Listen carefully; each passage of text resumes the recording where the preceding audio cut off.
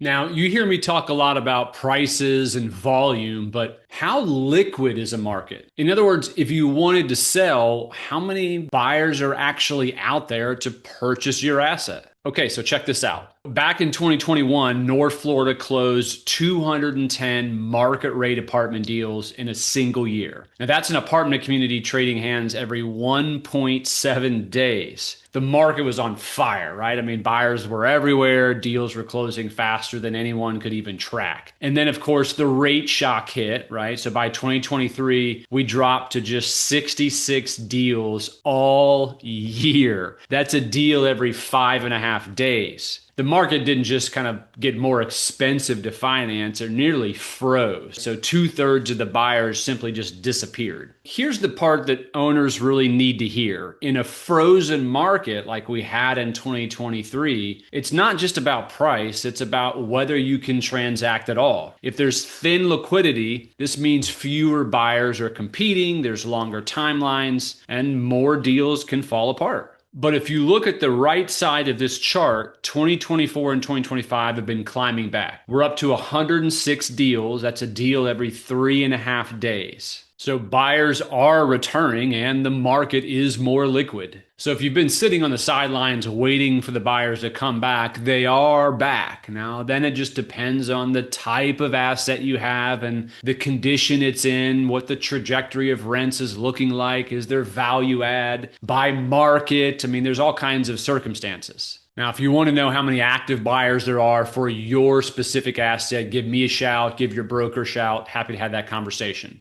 Hopefully this content was helpful. See you guys in the next one.